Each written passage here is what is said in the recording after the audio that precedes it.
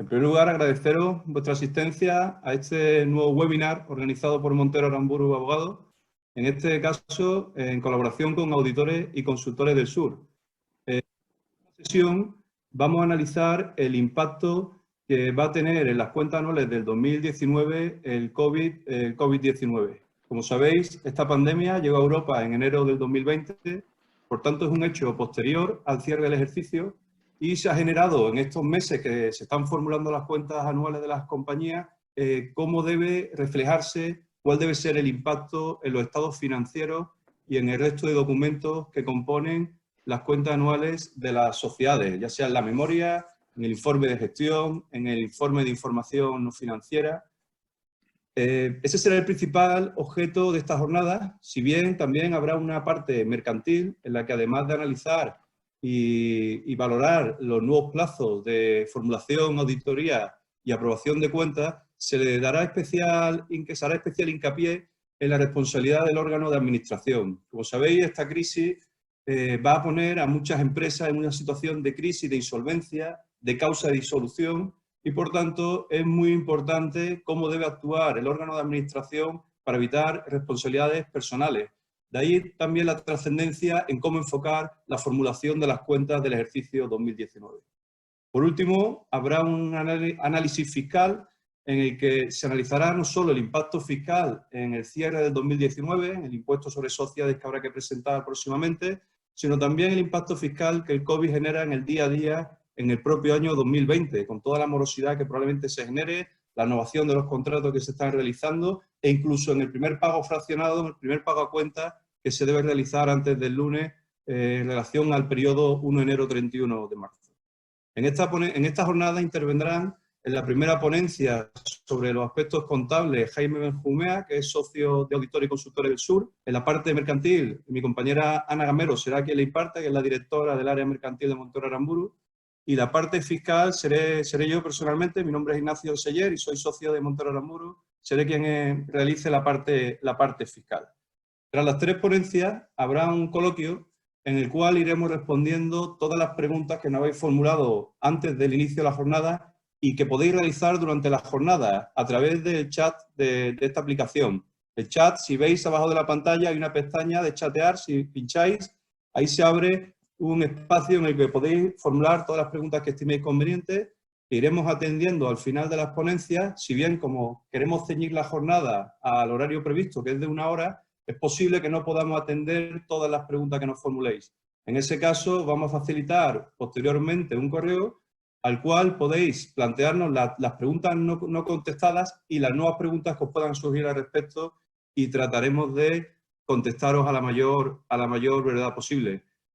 Sin más, le voy a pasar la palabra a Jaime, dando las gracias a todos de nuevo. Hay más de 150 inscritos, por lo que parece que ha tenido muy buena aceptación la jornada y espero que sea de máximo interés. Muchas gracias. Hola, gracias Nacho. Buenos días a todos. Bienvenidos con la esperanza de que todas vuestras familias se encuentren bien de salud. Quizás lo único importante de todo esto que nos está enseñando el COVID. En primer lugar, daros las gracias por vuestra asistencia. Vamos a tratar de aproximar algunos conceptos sobre hechos posteriores y el efecto que puede tener sobre el cierre de la contabilidad al cierre del año 2019 y sobre las cuentas anuales y, en su caso, informe de gestión. En cualquier caso, como ha dicho Nacho, las cuestiones concretas, más allá de lo general que vamos a abordar, pues podrán ser abordadas vía el turno de preguntas. En esta exposición, que durará aproximadamente entre 15 y 18 minutos, lo que vamos a tratar de contestar o de establecer son 5 cuestiones básicas y quizás las pongo de antemano. En primer lugar, una breve introducción de lo que ha sido el cronograma del desarrollo del COVID-19, por la influencia que tiene en el segundo apartado, que es la definición de hecho posterior en la regulación contable. En tercer lugar, estableceremos los necesarios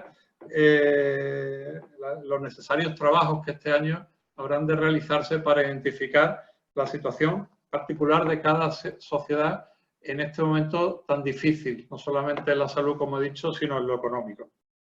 Por último, ese principio de prudencia, en cuarto lugar, ese principio de prudencia que tan necesario o tan importante es en la normativa contable, pues no dejará de serlo en este ejercicio 2019, ni tampoco haya que ser exagerar ningún principio como es ese. En quinto lugar, hablaremos también una breve descripción, el efecto, aunque esto se abordará con más contenido y desarrollo en la parte mercantil, de los posibles efectos y situaciones que se nos podemos encontrar frente a la memoria, frente a las cuentas anuales, informes de gestión y cualquier otro documento que haya de formularse en este periodo. En primer lugar, un poco el cronograma de qué ha pasado con el COVID. El brote de Wuhan fue comunicado por China en diciembre de 2019 a la OMS, aunque parece ser que, como todo el mundo comenta, ya había casos antes de esa fecha, primeros de diciembre. En enero de 2020 se tiene conocimiento del primer caso de COVID en Italia, y es en 31 de enero de 2020 cuando se produce o se registra el primer caso de contagio en España. El 11 de marzo de 2020 la OMS declaró esta epidemia como una pandemia. Desde entonces se han producido en todos los países a nivel internacional contagios rapidísimos y medidas de confinamiento también de una manera con una escala tremenda de crecimiento. Las consecuencias económicas actuales y futuras, según todos los organismos internacionales, son de gran magnitud y dependerán en muchos casos las futuras y las que en este caso hablaremos de necesidad de estimar, pues de cómo se produzca la recuperación. Se ha hablado ya mucho de miles de fórmulas de recuperación y no me voy a extender. Hoy he conocido hasta una nueva que parece una derivada de la recuperación en V, que es la recuperación tipo Nike, que me ha hecho mucha gracia, y dependerá, por supuesto, de sectores de la actividad productiva y dependerá también de países. Una vez conocido esto, me gustaría que abordáramos en el segundo punto cuál es la definición de hecho posterior de la normativa contable. La normativa contable diferencia dos tipos de hechos posteriores.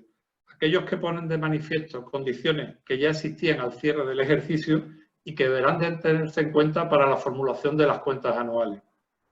Estos hechos posteriores podrían dar lugar en la formulación de las cuentas anuales y en el cierre contable, podrían dar lugar, según su naturaleza, a tres situaciones.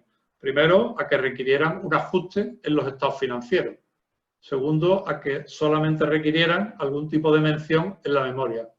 O un tercer supuesto, que interactuaran las dos cuestiones, que fuera necesaria por su importancia tanto un ajuste en los estados financieros como una indicación en la memoria.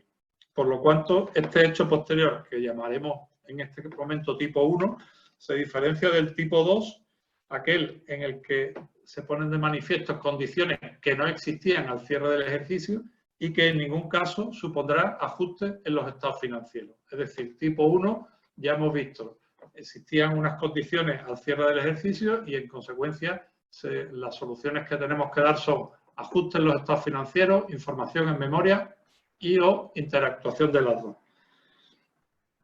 En el hecho tipo 2, condiciones que no existían, ya sabemos que no habrá de darse ajustes en los estados financieros, pero sí, si la situación o la circunstancia producida es de una gran significatividad, habrán de darse información de esa situación, habrá de darse una cuantificación de los efectos que de esa situación se pueden derivar en el futuro para la sociedad y si ese cálculo, esa estimación no fuera posible, también habrá de indicarse que no es posible y las medidas o las cuestiones por las que no es posible.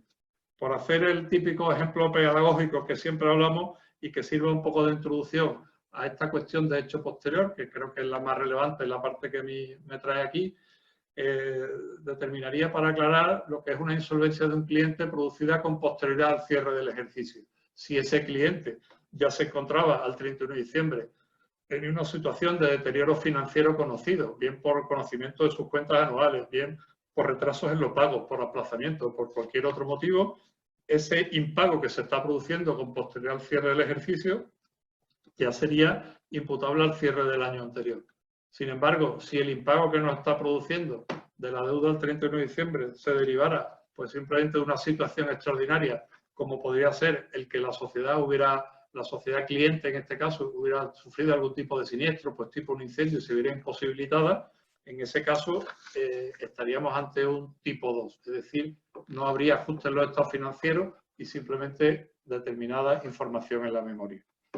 Luego, si ya sabemos esto, debemos de enfrentarnos o debemos de hacer un diagnóstico de qué es el COVID. Si es un hecho posterior del tipo 1, perdón por el ruido, pero esto es el directo, y o es este COVID un tipo 2.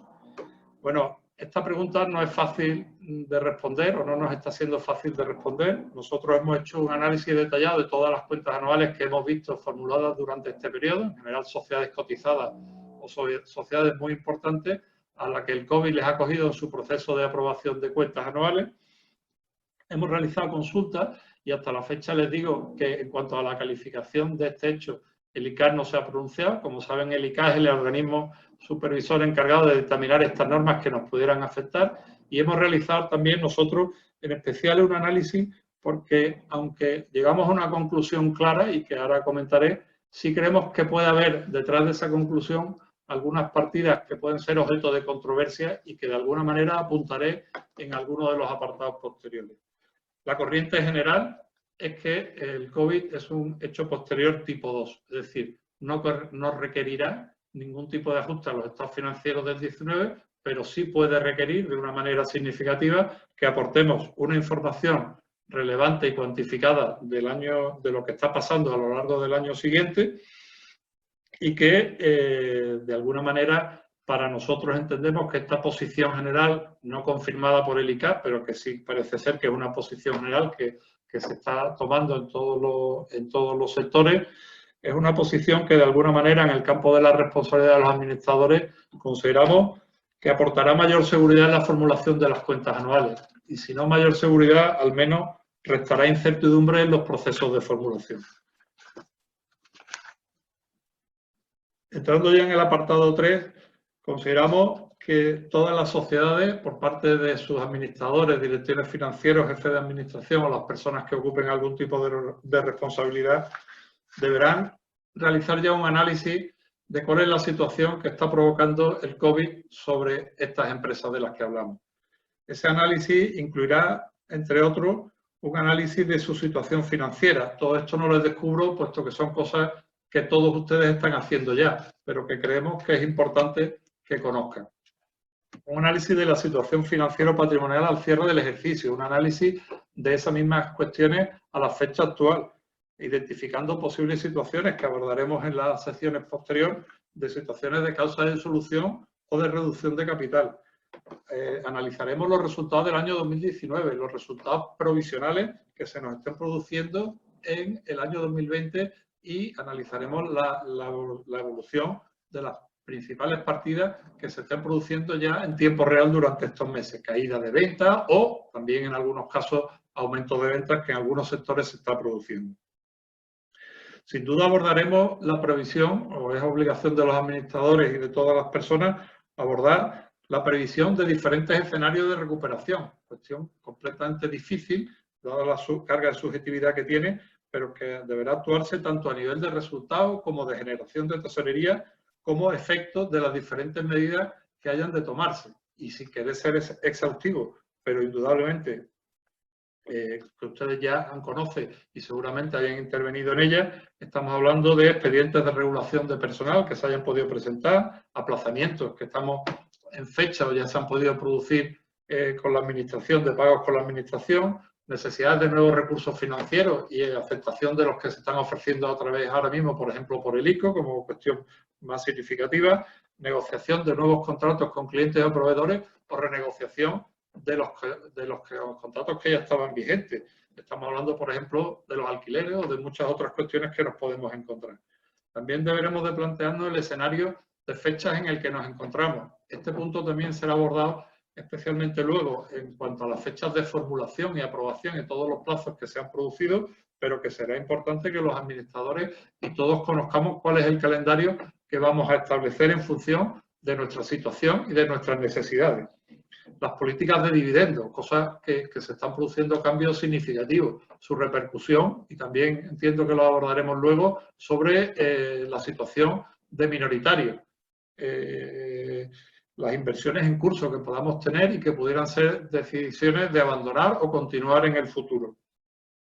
Ya he visto alguna pregunta, y creo que esa está respondida en este análisis, pues ya he visto algún administrador que me está haciendo la pregunta de Bueno, pues todos estos gastos que se están produciendo en el año 2020 pudiéramos llevárnoslo al 2019 con dos objetivos, algunas de estas personas. Uno, con el ánimo de reequilibrar resultados entre años, de mostrar una situación contable. Otro, simplemente de reducir la base imponible, que también Ignacio Seller entiendo que entrará sobre ello. Yo creo que esto está absolutamente respondido, estamos ante un hecho tipo 2 y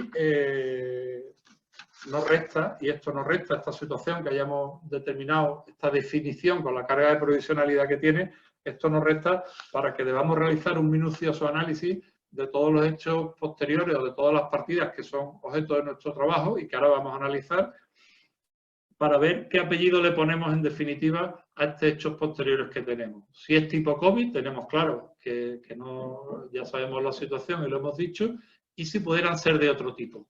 Y si pudieran ser de otro tipo, entramos en el punto 4 y quisiera aquí señalar la prudencia, ni más ni menos que la que se aplica en cierres de años anteriores, pero la prudencia con la que se debe abordar los trabajos de cierre de este año. Y en concreto, para determinar si algunas cuestiones de hechos posteriores pudieran tener ya causa en el ejercicio 2019. Y le pongo algunos ejemplos para que ustedes, que seguramente tengan ya casos particulares, pues luego lo puedan pensar y plantear. En concreto, pues inmovilizados que pudieran estar fuera de uso a la fecha de cierre del ejercicio y que sería importante conocer para dar su baja. Inmovilizados en curso, inversiones comprometidas al cierre del ejercicio y que ya se hubiera tomado la decisión de abandonar. No solamente por el coste de esos activos a dar de baja, sino ahí también, por ejemplo, las penalizaciones que los proveedores nos pudieran establecer. Los cambios previstos en las estimaciones de las vidas útiles del inmovilizado, que alterarían los criterios o quitarían las vidas útiles de los activos y, por tanto, el importe de las amortizaciones. Es evidente que todas estas partidas que ahora voy a ir comentando van a tener un efecto sobre algunos terceros, llámense minoritarios, que pudieran no aceptar estos cambios, estas cuestiones de las que estamos hablando, llámese la agencia tributaria en la que Nacho habla, o llámese también, en este caso en mi condición de auditor, pues los auditores. Consecuencia de todo esto, pues documentemos. Documentemos por qué estamos tomando estas decisiones, por qué las estamos llevando al 19, pues porque ya había comunicaciones con proveedores de que abandonábamos esas inversiones en curso, comunicaciones de consejos de administración por lo que había líneas de inmovilizados que se había que dar, pues toda la documentación que podamos tener, comunicaciones con informes técnicos que nos digan cuál es la vida útil que sería más real para aplicar a esos inmovilizados. Insisto, todo esto para buscar aquellos hechos posteriores o aquellas cuestiones que afectaran a los estados financieros y que pudieran tener ya causa en el 2019 y no en el COVID, que sería cuestión distinta. También me planteo y nos planteamos profundamente el tema de las existencias. Ha sido un tema bastante controvertido, parece ya bastante claro. Como ustedes saben, los deterioros de existencia se calculan por diferencia entre el valor neto de realización en condiciones normales de mercado y el valor de coste. Ese valor neto de realización, por aclarar un poco más, es el precio de venta que se están produciendo las mercancías y descontados los costes de comercialización y costes de transporte de venta. El matiz que quizás al principio no han tomado y que establece la norma contable es que ese deterioro se debe calcular o ese precio de venta en condiciones normales de mercado. Bueno, hay controversias sobre si estas condiciones ahora no lo son. Lo que sí parece es que los deterioros de existencia del COVID son ya un hecho posterior al cierre del ejercicio y no podrían ser imputables.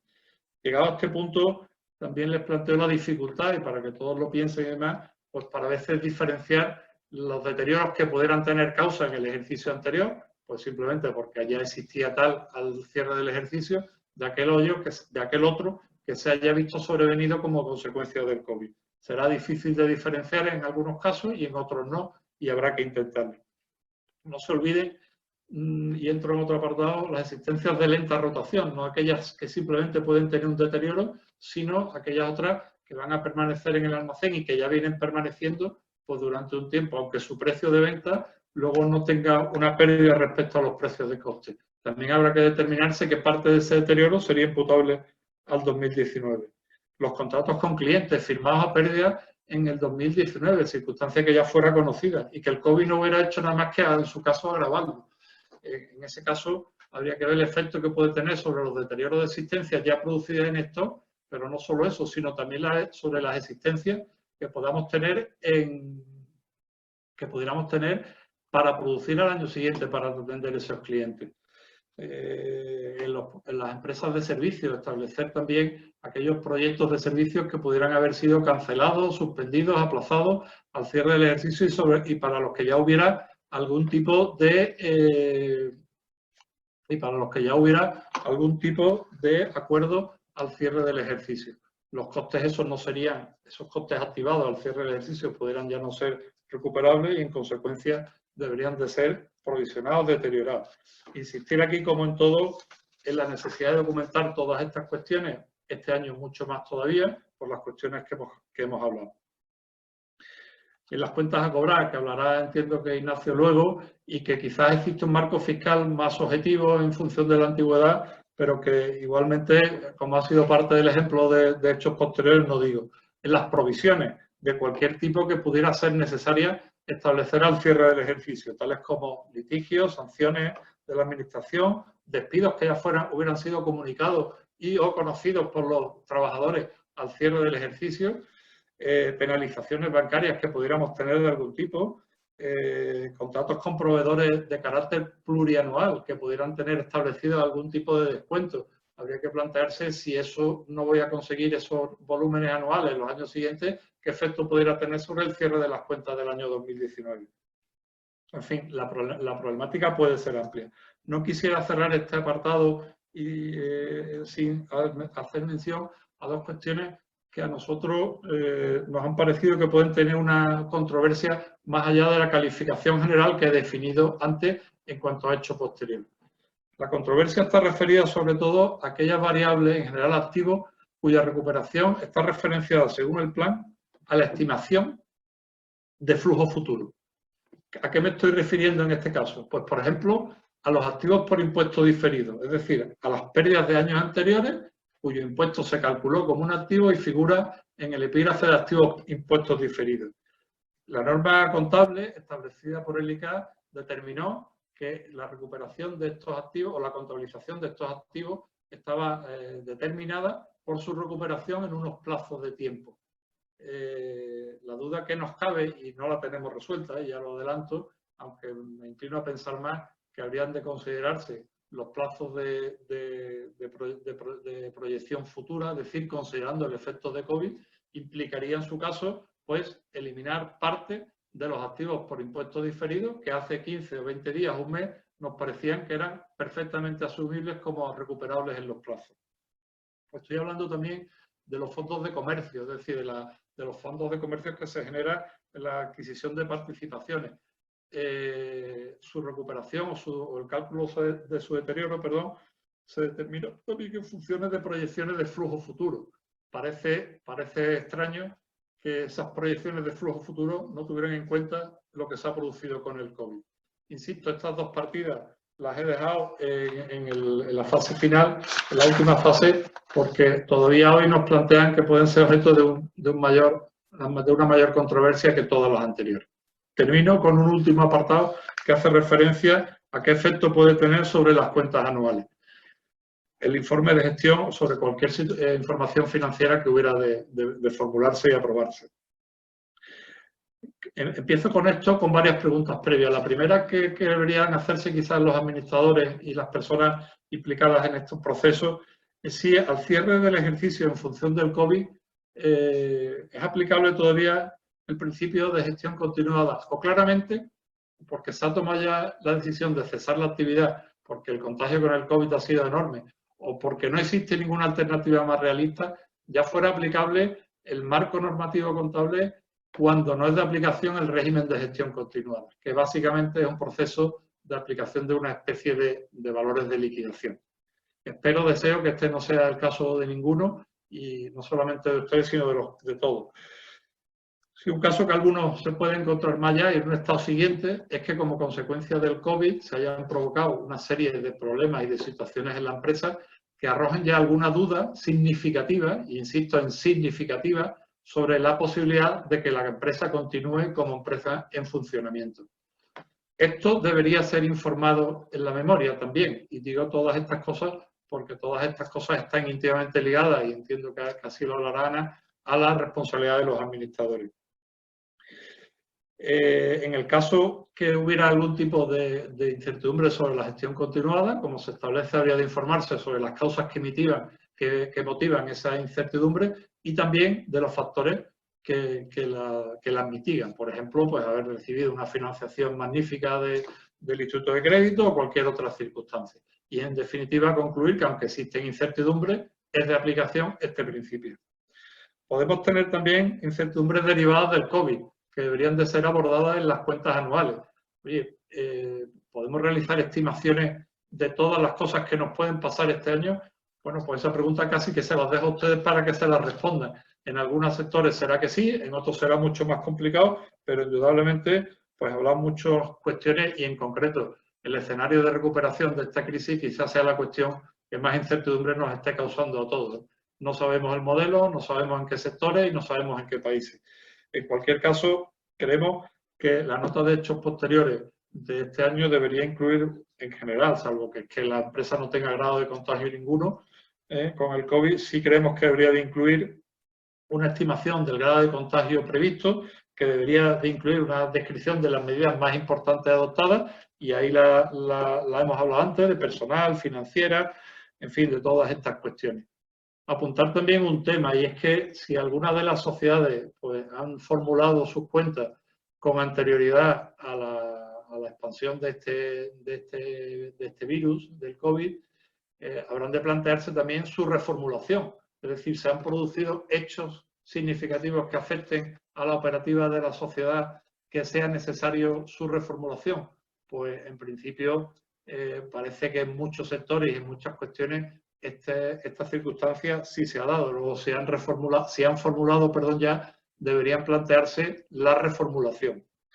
Y por último, y no me voy a extender ya más en eso, pero sería establecer los plazos de formulación y aprobación, de los que, insisto, se va a hablar ahora.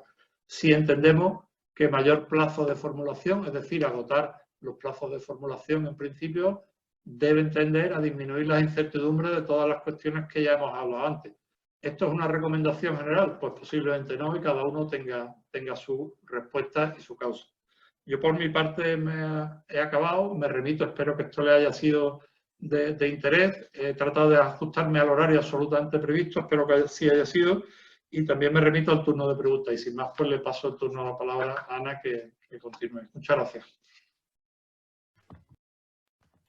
Muchas gracias, Jaime. Buenos días a todos. Me uno en primer lugar a los deseos de los compañeros panelistas de que todos ustedes se encuentren bien. Y sin más, como ya ha adelantado Ignacio y ha comentado también Jaime, me voy a centrar ahora en tratar aquellas cuestiones y aquellas obligaciones en el ámbito mercantil que se han podido ver afectadas por la situación del COVID-19 y por las medidas también adoptadas por el Gobierno durante este periodo. Me voy a centrar fundamentalmente en tres cuestiones también a raíz de algunas de los temas que ha ido tratando Jaime, y son los siguientes. En primer lugar, la incidencia del COVID-19 y de las medidas adoptadas por el Gobierno en la formulación, en la verificación contable y en la aprobación de las cuentas anuales. En segundo lugar, simplemente una pincelada de la posibilidad de reunirse o de celebrar las reuniones de los órganos sociales durante este periodo por medios telemáticos. Y en último lugar, y muy importante también, ver la incidencia que el COVID-19 va a tener sobre la solvencia patrimonial y la solvencia financiera de las entidades, haciendo una especial mención a la responsabilidad del órgano de administración como consecuencia de lo anterior. En primer lugar, como digo, centrándonos en la formulación y aprobación de las cuentas anuales. Como sabemos, la formulación se debe de llevar a cabo dentro de los 3 meses siguientes al cierre del ejercicio, pero esta cuestión, como consecuencia del estado de alarma, se ha visto matizada, ya que el Gobierno lo que ha planteado es una extensión de los plazos que lo que va a implicar es que contemos con 3 meses más desde el levantamiento del estado de alarma. Esto no significa que durante el estado de alarma no podamos formular las cuentas anuales, pero sí vamos a gozar de ese periodo más amplio o temporalmente más amplio. Respecto a la verificación contable, ya sean auditorías voluntarias o auditorías obligatorias, y ya sea de cuentas anuales que se hayan formulado antes del estado de alarma o se formulen durante el estado de alarma, el plazo se va a prorrogar durante 2 meses más desde que finalice el estado de alarma.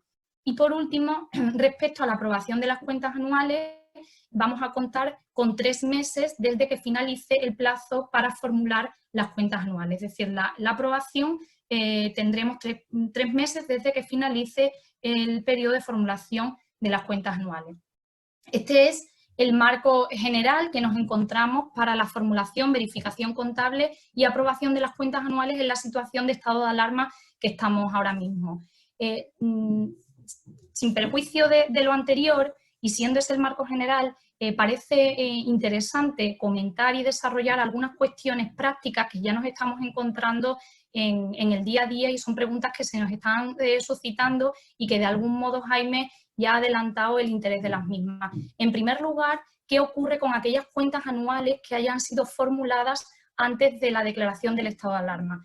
¿Se deben de reformular esas cuentas anuales o no se deben reformular? Pues bien, si atendemos a lo que se prevé en la normativa respecto a la reformulación de las cuentas anuales, lo que tenemos que tener en cuenta es que vamos a tener que reformular las cuentas anuales cuando, durante el periodo que media desde la formulación de las cuentas hasta la acción de las cuentas anuales, se pongan de manifiesto riesgos que afecten de forma significativa a la imagen fiel de la compañía. Por tanto, y uniendo con lo que apuntaba antes Jaime, si ante la situación del COVID-19 y por el tipo de hecho, que es un hecho posterior al cierre, este tipo de cuestiones producidas por estas circunstancias que pueden afectar a la compañía como consecuencias del COVID-19, parece que no nos las vamos a tener que llevar a los estados financieros, sino que va a ser una información que va a tener su reflejo en la memoria y concretamente en los hechos posteriores, como decía antes Jaime, que no me quiero repetir. Lo que tendremos que tener en consideración en esa reformulación de las cuentas anuales que efectivamente el COVID-19 puede afectar a la imagen fiel, donde vamos a tener que reflejarlas va a ser en el apartado de los hechos posteriores. Y ahí nos vamos a tener que centrar, ya digo, tanto en la reformulación como en la formulación, porque aquí sí que es una cuestión esencial, tanto siguiendo el principio de prudencia que debe de seguirse en la formulación de las cuentas anuales como en la diligencia del órgano de administración, que esas cuentas anuales reflejen la imagen fiel de la compañía para que cualquier tercero que pueda acercarse a la compañía haga una lectura de la realidad en la que se encuentra la misma. Por tanto, y en conclusión, en la mayoría de las sociedades entendemos que el COVID-19 va a tener un impacto, algunas posiblemente no, por los sectores más esenciales a los que se dedican, y lo conveniente será en estos casos, y el deber del órgano de administración será reformular las cuentas anuales. En segundo lugar, y también lo comentábamos en la webinar de la semana pasada, pero lo refresco aquí, en aquellos casos en que se hayan formulado ya las cuentas anuales, ¿es posible cambiar la propuesta de aplicación del resultado incluida en la memoria sin volver a formular? Pues si es posible, la norma no lo prevé expresamente, y lo que nos exige en estos casos es que haya un informe del órgano de administración justificando el cambio en la propuesta de aplicación del resultado en una justificación del COVID-19, y que en aquellas sociedades en que venga obligada a auditar sus cuentas también se aporte un escrito del auditor indicando que ese cambio en la aplicación del resultado no implica una modificación de su opinión respecto a las mismas. Otra de las cuestiones también muy interesante, y creo que todos debemos de tener en mente en esta formulación del 2019, y también la adelantaba Jaime, es el tema del derecho mínimo al dividendo que se recoge en la Ley de Sociedades de Capital, y que, como sabemos, cuando este no se cumple, pues lo que van a hacer en determinadas circunstancias y cumpliéndose una serie de requisitos es que el socio tenga derecho a separarse de la compañía. Es importante también tener esta cuestión en consideración. Sabemos, o lo que nos dice la norma, es que se tienen que repartir al menos el 25% de los beneficios obtenidos durante el ejercicio que sean legalmente distribuibles, siempre y cuando se hayan obtenido beneficios durante los últimos 3 ejercicios. En estos supuestos, como digo, será obligatorio repartir ese dividendo si no queremos encontrarnos con un derecho de separación de alguno de los socios minoritarios. ¿Qué es lo que ocurre? Que aquí la norma sí que hace una excepción, y lo que viene a decirnos es que si durante los últimos 5 ejercicios se hubiera repartido unos dividendos equivalentes al 25% de los beneficios distribuibles durante ese periodo de 5 años, entonces no será necesario, no nacerá ese derecho de separación a favor del socio. Sí que es cierto que durante este periodo de estado de alarma el derecho de separación del socio está suspendido, es decir, no va a poder ejercitarse el derecho de separación hasta que no se levante el estado de alarma. La normativa societaria regula determinados supuestos donde no se puede ejercer el derecho de separación, como pueden ser que la sociedad haya presentado el preconcurso, el concurso, o que se haya acordado una refinanciación de las que se hayan declarado irrescindibles por la ley concursal, pero no se contempla evidentemente situaciones extraordinarias como una pandemia, que es lo que estamos sufriendo ahora mismo, y que de algún modo pues podrían justificar el que no se repartieran dividendos. Lo dejo encima de la mesa porque es una cuestión que sí que pudiera traer litigiosidad durante la época posterior a esa aprobación de las cuentas anuales. Y por último, termino ya con este primer bloque, creo que también es importante que tengáis en la cabeza, y lo digo en aquellas situaciones en las que los socios tuvieran una expectativa de recibir liquidez durante estos primeros meses o este primer semestre del año 2020, por ese reparto de dividendos, y que como consecuencia de la ampliación de los plazos que he comentado al inicio, pues se van a posponer los acuerdos sobre reparto de dividendos, y que podemos acudir en estos supuestos al mecanismo de los dividendos a cuenta que nos permite la ley de sociedades de capital, y que de algún modo podrían venir a dotar de esa liquidez que algunos socios puedan tener o tendrían previsto percibir. Como decía antes Jaime, atendiendo a las particularidades de cada entidad, pues habrá que valorar si conviene formular y aprobar las cuentas en plazos breves o cuanto antes, por esa repercusión que el COVID-19 pueda tener o pueda seguir teniendo en la compañía, o por el contrario, conviene esperar a salir de esta situación crítica de estado de alarma. Ahí, desde luego, lo que procede es hacer un análisis particular atendiendo fundamentalmente a los terceros que se relacionan con la compañía y a la relación también que haya con las entidades financieras. Finalizado este primer bloque, simplemente hacer una referencia, y es que, como he dicho antes, el hecho de que se hayan alargado los plazos no significa que durante el estado de alarma no se puedan formular y aprobar las cuentas anuales, y para eso se han previsto por el Gobierno la posibilidad que tanto los consejos de administración, los órganos de gobierno en general, las juntas directivas en caso de asociaciones, o juntas generales y asambleas generales también puedan celebrar las reuniones de los órganos sociales mediante videoconferencia o mediante conferencia telefónica múltiple. Para esto, para la utilización de estos medios telemáticos, y ya lo comentaba el otro día en la webinar de la semana pasada, solamente es necesario que se cumplan 2 requisitos. Uno, que la persona o todos los miembros del órgano de administración y las personas que tengan derecho de asistencia a la Junta General o a la Asamblea General dispongan de los medios necesarios para conectarse, y en segundo lugar que el secretario, y aquí se le da una función muy importante al secretario, que el secretario identifique a las personas que se han conectado por estos medios y deje constancia en el acta de su identidad, ¿vale? Finalizada la reunión, el secretario con carácter inmediato va a tener que mandar el acta por correo electrónico a todos los asistentes. Con lo cual, mediante esta fórmula, ya sea para aprobar o formular cuentas anuales, o ya sea para adoptar cualquier otra decisión que sea relevante durante este periodo, pues podrán celebrarse los órganos sociales de las compañías. La última de las cuestiones a las que quería hacer referencia es cómo el COVID-19, la situación del COVID-19 va a afectar indudablemente, ya ha empezado a afectar y en los próximos meses entendemos que la repercusión va a ser mayor tanto a la situación de los fondos propios de las compañías como a la solvencia financiera, a la liquidez de la compañía. Y en esto haciendo una especial incidencia o llamada a lo que es la responsabilidad del órgano de administración de estar muy atentos cuando sucede este tipo de cuestiones para evitar cualquier tipo de responsabilidad por las obligaciones generadas en un momento posterior a este momento o porque no se hayan cumplido las obligaciones legales que ahora más adelante comentaré.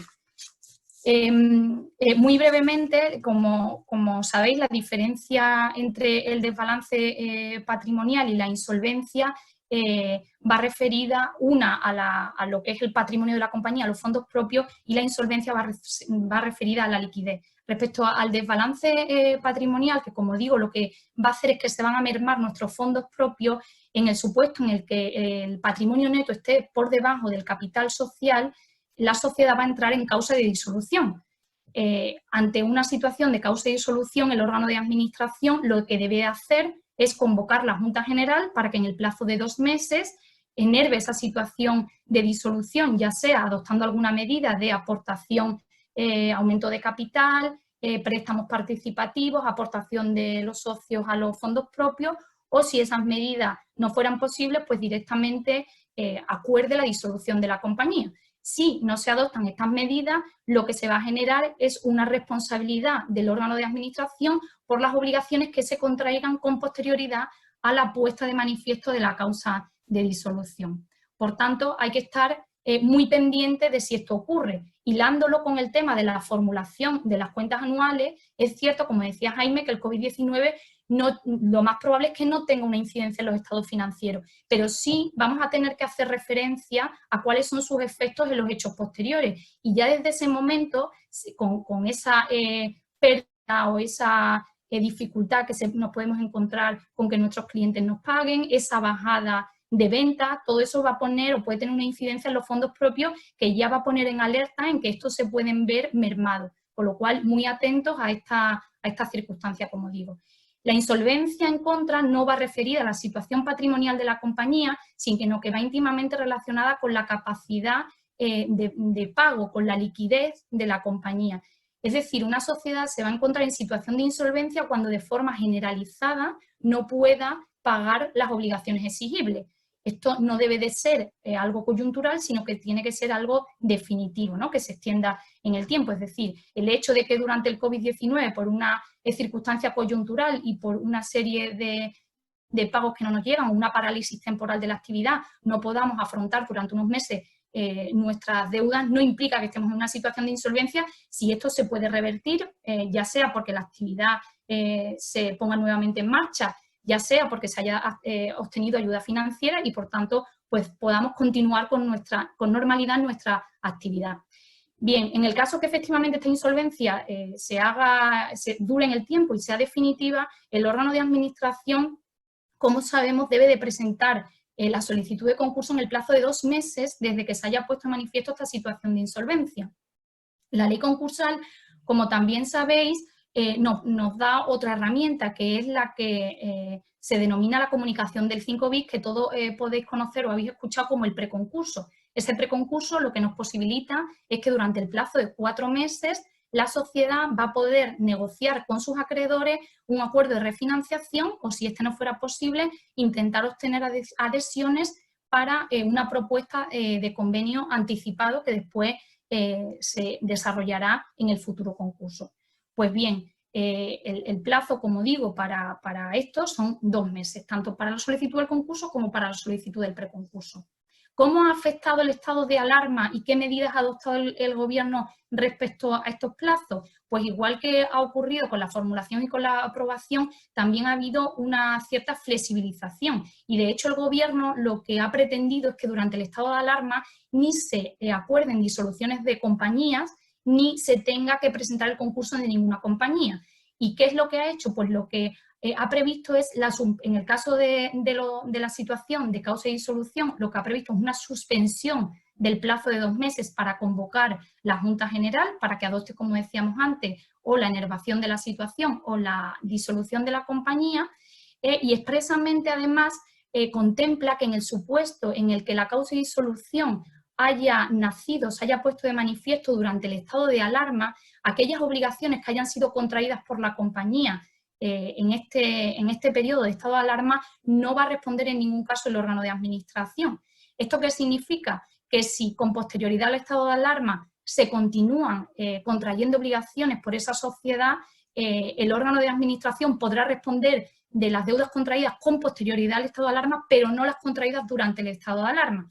Esto puede generar cierta litigiosidad porque evidentemente el órgano de administración, para proteger su responsabilidad, atenderá primero a deudas o podrá atender primero a deudas con vencimiento posterior que a las deudas contraídas durante el estado de alarma.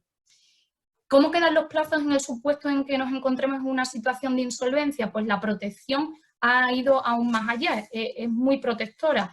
Y lo que ha establecido el Gobierno es que vamos a contar con 2 meses completos desde que se levante el estado de alarma para poder solicitar el concurso voluntario. Es decir, aun cuando la situación de insolvencia se hubiera generado antes de la situación o de la declaración del estado de alarma. Y en el caso en el que se hubiera solicitado ya el preconcurso, pues lo que va a suceder es que el plazo se va a suspender y se va a reanudar cuando finalice el estado de alarma. Es decir, si el preconcurso se hubiera solicitado el 14 de febrero, el 14 de marzo se declara el estado de alarma y, por tanto, cuando se levante el estado de alarma nos quedarán otros 3 meses adicionales para poder negociar con los acreedores. Concretamente, el tema de la paralización de estos plazos, la suspensión de estos plazos y para aquellas entidades que se encuentren ahora mismo inmersas en negociaciones con las entidades financieras o con sus acreedores, es tremendamente beneficioso porque, como todos sabemos, las entidades financieras ahora mismo es un sector que está totalmente activo, está intentando acompañar esas necesidades de tesorería de las sociedades, y el contar con este plazo superior para poder presentar el concurso, el preconcurso, pues da margen de maniobra a las empresas durante este tiempo para una negociación, ya digo, con las entidades financieras. En definitiva, simplemente puntualizar que creíamos muy importante que el órgano de administración esté atento a estas 2 circunstancias que estamos comentando y una reflexión que todos yo creo que no se nos puede olvidar. Cuando sucedió la crisis del 2008, la situación de insolvencia fue brutal, fue muy importante, y la experiencia que tuvimos es que las sociedades llegaron tarde a los concursos y llegaron tarde, los concursos se presentaron mal y tarde, y eso implicó la destrucción de muchas empresas y la imposibilidad de salvar la actividad de las compañías. Creo que el concurso, en unas circunstancias como las que nos vienen en los próximos meses, puede ser una alternativa muy buena si se hace bien y se coge a tiempo para poder salvar a la compañía con convenios, con quitas y esperas, y que de algún modo se pueda salvar el tejido empresarial. Y sin más, le paso la palabra a mi compañero Ignacio Seller para desarrollar las cuestiones fiscales. Muchas gracias, Ana. Bueno, entrando ya en el ámbito fiscal, como sabéis, el Gobierno, desde que se declaró el estado de alarma, ha adoptado una serie de medidas, pero podemos decir que han sido relativamente moderadas, ¿no? Empezó con una flexibilización de la concesión de aplazamientos para las empresas que facturan menos de 6 millones de euros, hasta una deuda de hasta 30.000 euros. También se acordó una suspensión y prórroga de plazos para atender todos los requerimientos, trámite de audiencia, en definitiva todos los procedimientos tributarios, el pago de liquidaciones que se hubiese notificado o el pago de los aplazamientos y fraccionamientos concedidos, pero no se dijo nada en absoluto sobre el aplazamiento o la suspensión de la obligación de presentar las autoliquidaciones. Es cierto que la Junta de Andalucía sí lo ha hecho respecto al impuesto de transmisiones y del impuesto sobre sucesiones, y también es cierto que hoy se espera en el Consejo de Ministros de hoy que se adopten medidas para las pequeñas empresas y autónomos para aplazar las declaraciones del primer trimestre. Pero en definitiva, a día de hoy, el impuesto sobre sociedades sigue teniéndose que presentar en su plazo ordinario, salvo que haya un cambio próximamente, que todo es posible, porque así se está presionando al Gobierno para que lo realice y porque además en otros países de nuestro entorno ya ha ocurrido. En definitiva, si no hay cambio alguno, del día 1 de julio al 25 del mismo mes se tendrá que presentar el impuesto sobre sociedades del año 2019. Y esto puede tener su particularidad porque es posible que nos encontremos con declaraciones del impuesto sobre sociedades que se presenten sobre cuentas anuales provisionales, bien porque no están formuladas o bien porque están formuladas y no se han aprobado aún por esa ampliación de los plazos que Ana ha comentado al respecto.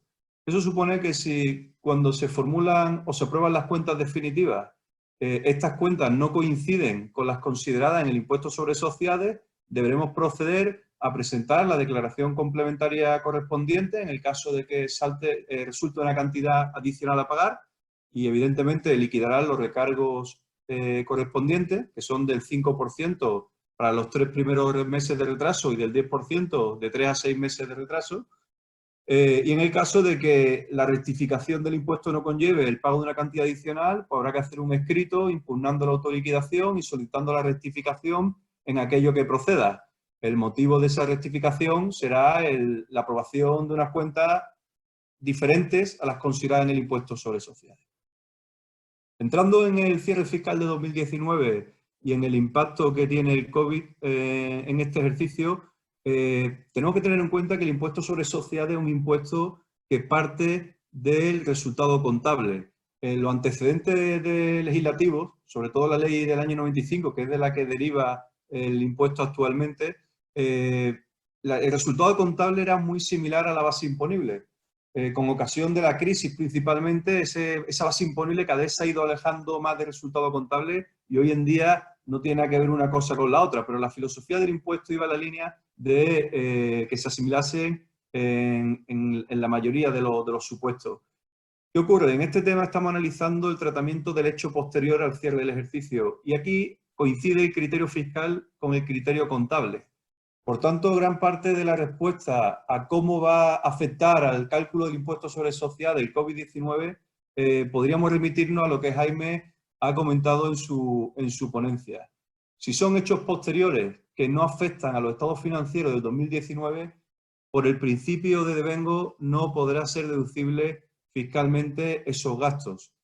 Si forzáramos la contabilidad y contabilizáramos el 2019 gastos que no es procedente ese registro contable, existe una disposición normativa, la ley del impuesto, que impide la deducibilidad de los gastos contabilizados en años anteriores. Por tanto, tampoco sería deducible a pesar de que lo registráramos en contabilidad. En el caso de que sí se registrasen en ese análisis que Jaime ha hecho de las distintas masas patrimoniales y de la cuenta de resultados que pudieran verse afectadas por esta pandemia, quiero hacer varias matizaciones. En primer lugar, debo deciros que la ley del impuesto, como antes mencionaba, parte del resultado contable para determinar la base imponible y a ella se le aplica una serie de ajustes y muchos de esos ajustes coinciden con esas masas que Jaime ha comentado. Por ejemplo, ha comentado deterioros sobre posibles inmovilizados. Ha hablado del fondo de comercio o, por ejemplo, de las marcas. Si resulta que a raíz de esta crisis pues la expectativa de los flujos que va a generar a futuro se reducen, es razonable que se pueda plantear algún tipo de deterioro.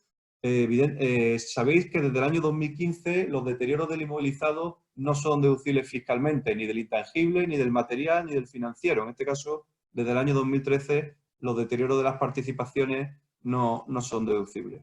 Por tanto, aunque contablemente registráramos un deterioro de este tipo de activos, no podrían ser deducibles en el impuesto y por tanto habría que hacer un ajuste a ese resultado contable.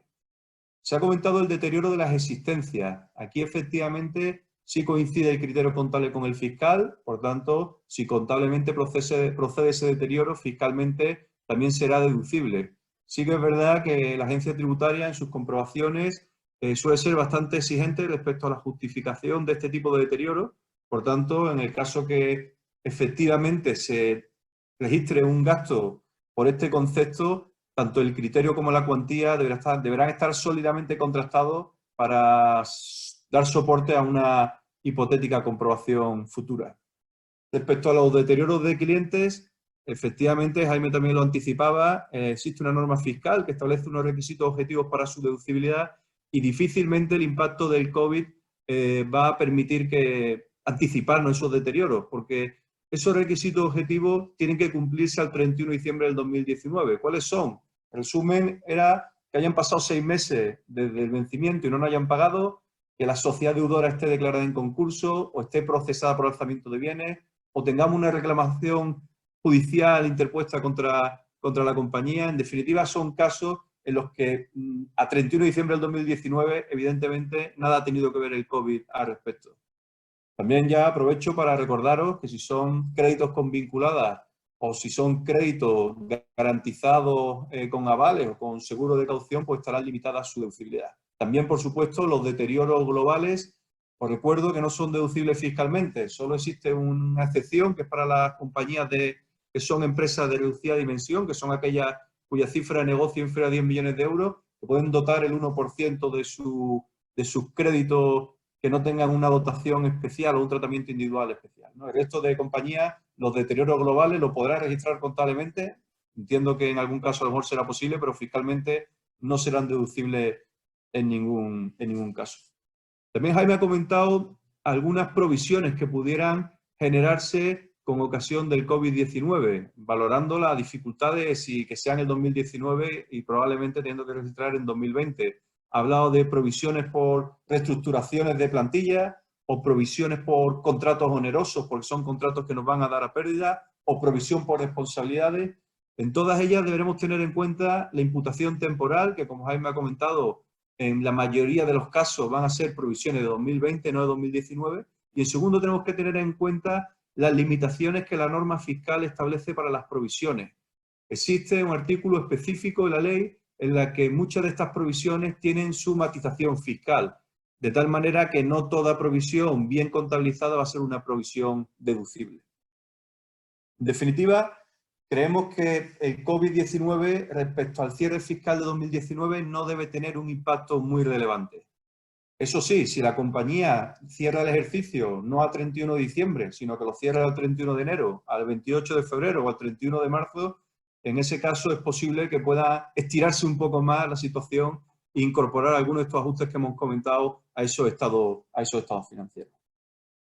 En definitiva, si queremos adelgazar al máximo la cuota del impuesto, porque tenemos a día de hoy una situación difícil desde el punto de vista de liquidez y tenemos que de alguna manera reducir al máximo nuestras deudas, nuestros pagos próximos, en este caso el impuesto sería en el mes de julio, debemos afrontar el cierre fiscal no pensando tanto en causa COVID, sino haciendo un repaso exhaustivo, haciendo una auditoría plena de cada una de las partidas del balance y de la cuenta de resultados. Ahí me ha hecho referencia a muchas de ellas. Yo quiero hacer referencia a una que creo que es una que especialmente se tiene abandonada, que es el tema de las amortizaciones. Las amortizaciones, tanto desde el punto de vista contable como fiscal, generalmente suelen tener una vuelta de tuerca adicional. Bien porque el porcentaje de amortización no se está adoptando el máximo, bien porque de la inversión importante en inmuebles no se ha separado lo que son las instalaciones de la construcción y se amortiza al 2% todo cuando una parte podría amortizarse al 10%, bien porque hay bienes usados que se pueden amortizar al doble o porque se usan en más de un turno de trabajo y se puede acelerar la amortización.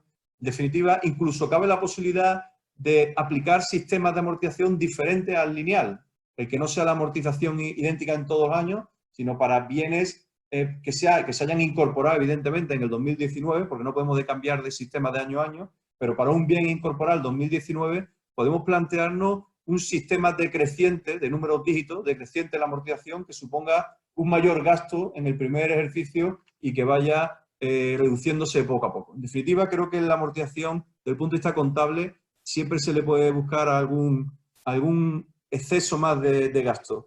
Fiscalmente existen una serie de incentivos, principalmente para las empresas de reducida dimensión, que insisto son aquellas que facturan menos de 10 millones de euros, y si superan los 10 millones de euros tienes 3 años adicionales en los que se te va a aplicar el régimen, y son uno de ellos libertad de amortización por creación de empleo, que permiten amortizar libremente hasta 120.000 euros por cada incremento de un trabajador de tu plantilla en los 24 meses siguientes, te permiten acelerar la amortización al doble respecto al inmovilizado nuevo que se haya adquirido, y existe también para todas las empresas, no solo para las empresas de reducida dimensión, la libertad de amortización sobre una serie de activos, pero es verdad que son activos que no son tan generales como puede ser bienes vinculados a I+D o las inversiones que hagan sociedades laborales y, por supuesto, los bienes de escaso. En definitiva, esa sí será. Por otro lado, habrá que aplicar al máximo todos los incentivos fiscales que la ley nos permite. Sabéis que esta nueva ley, que entró en vigor en 2015, redujo al máximo los incentivos fiscales y ya quedan muy pocos. Pero, en todo caso, tenemos que plantearnos su posible aplicación. En primer lugar, la reserva de capitalización. La reserva de capitalización, recordaréis que es un 10%, un ajuste del 10% del incremento de los fondos propios. Es un incremento de los fondos propios respecto al año anterior, por tanto la crisis del COVID no nos afecta. E incluso la pérdida que pueda producirse en 2020, que va a suponer una minoración de los fondos propios, no va a tener efectos negativos porque la ley prevé que cuando los fondos propios se reducen con ocasión de las pérdidas, no perjudican los ajustes hechos en años anteriores. También para las empresas de reducida dimensión podrán aplicar la reserva de nivelación, que es un ajuste del 10% de la base imponible. Es verdad que ese ajuste es temporal, es transitorio, revierte en los 5 años siguientes, pero de alguna manera va a revertir cuando vaya generando pérdidas fiscales en los años posteriores. Si lo aplicamos en el 2019, esa reserva de nivelación, de alguna manera lo que estaremos haciendo es compensando en el 19 la pérdida del 2020. Por tanto, creo que este año es un año apropiado para aplicar la reserva de nivelación.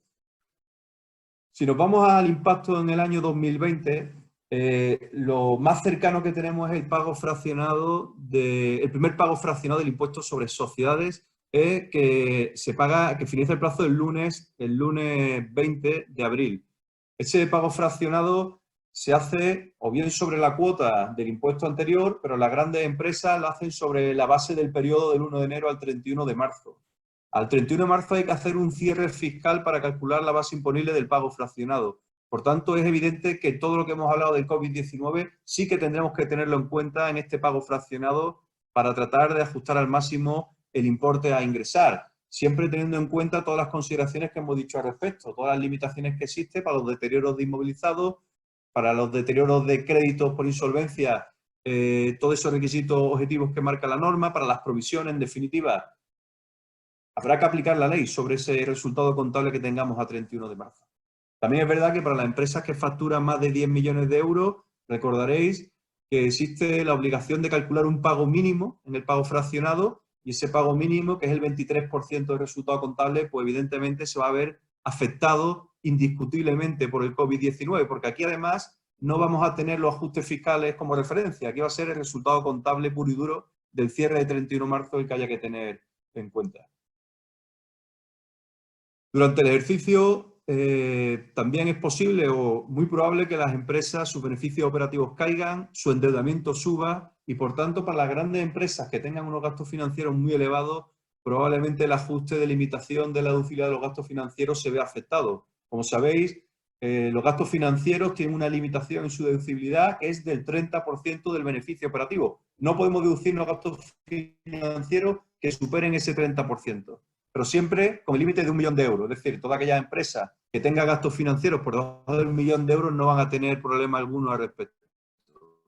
Por lo tanto, aquí me refiero a empresas que sean de un tamaño importante.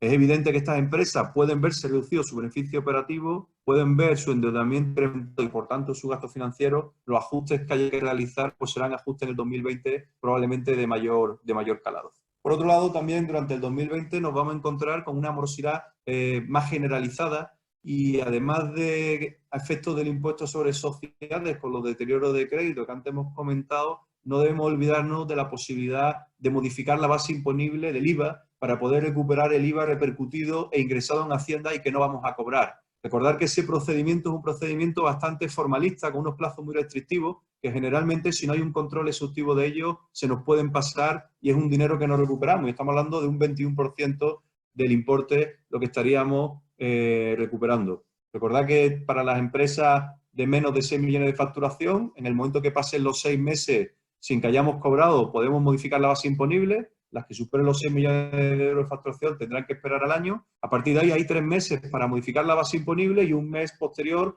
para comunicarlo a Hacienda y hacer todas las formalidades que la norma exige. En definitiva, en tiempos de crisis, muy importante el control de los saldos de clientes para optimizar al máximo la fiscalidad y que el daño sea el menor posible.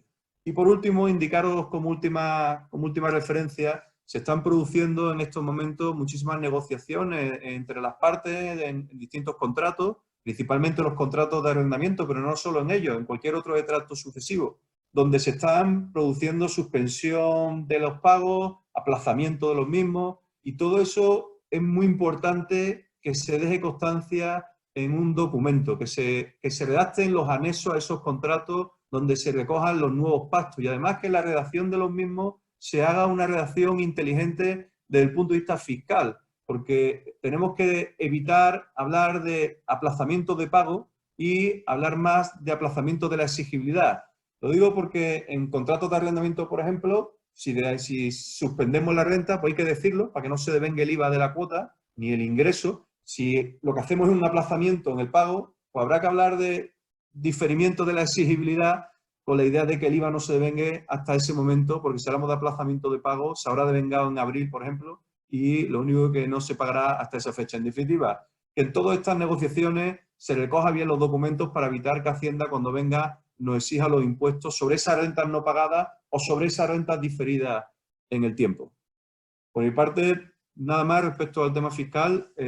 No sé si pasamos, si os parece, ya a contestar las preguntas que se hayan podido formalizar en las distintas ponencias. Empezamos por Jaime en contabilidad.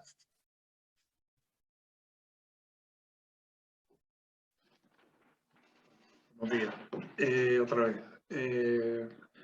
Tengo dos preguntas recibidas. En particular es un tema que yo me he dejado atrás y que quería volver, y es en relación a la valoración de las inversiones financieras. Y en concreto la pregunta iba más dirigida hacia las que son, perdón.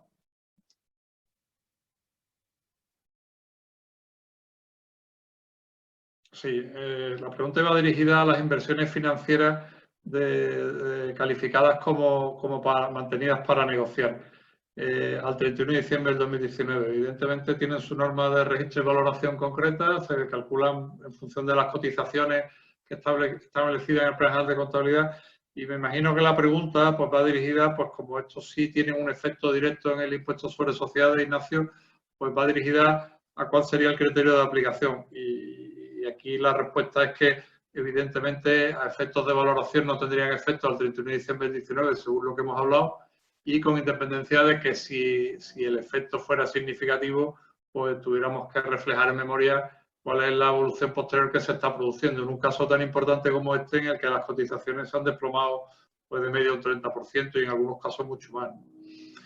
No sé si con eso queda contestada la pregunta, ¿no? También me hacen una pregunta en relación a la posibilidad de que, como consecuencia del no cumplimiento de determinados ratios establecidos en las operaciones de financiación bancaria, pues determinadas operaciones bancarias pudieran pasar del largo al corto plazo. Y en este sentido, efectivamente, creo recordar que había una consulta del ICA que dice que sí, que habría que hacerlo en el corto plazo y no en el largo. Entiendo que con eso queda también respondida. Yo, si acaso, si hay alguna más, pues la voy hablando y os dejo a Ana o a Ignacio para que podáis afrontar alguna más.